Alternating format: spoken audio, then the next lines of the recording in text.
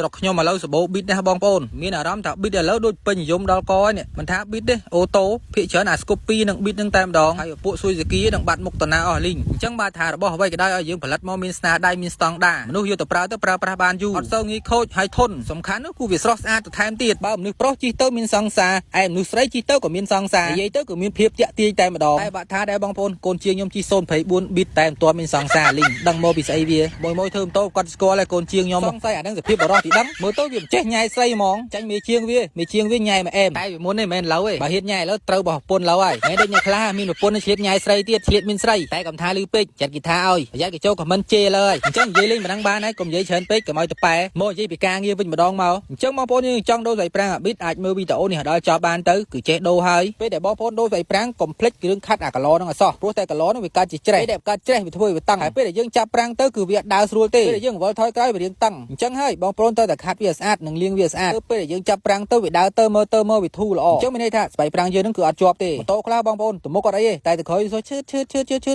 អាហ្នឹងហើយមើលពីគាំងអាហ្នឹងហើយអាគាំងអាចគង់ក៏ចឹងដែរអាចគង់វាក៏យើងដោះខាត់វាហើយលាបខ្លាញ់គោវាតិចទៅមិនតិចទេដាក់ច្រើនតិចទៅហើយញុកវាឲ្យសូភ្លុតទៅជាក់តិចបងប្អូនជង្គង់ត្រូវដើរចុះដើរឡើងបានណាមិនមែនគាំងទេណាគាំងចាប់ទៅស្អិតគាំងនៅហ្នឹងហើយអញ្ចឹងបើថាប្រាំងមុខអាប៊ីតនេះស្អិតណាវាមានកតាច្រើនយ៉ាងវាមានស្អិតអាតប៉ែនខាងលើវាមានស្អិតអាក្លោខាងក្រោមវាមានអស់ស្បែកប្រាំងវាអាចស្អិតអាជង្គង់ក្រោមវាហ្នឹងដែរអញ្ចឹងហើយបងប្អូនយើងតែសួរខ្ញុំថាប្រាំងមុខស្អិតហ្នឹងធ្វើអស់ហ្មង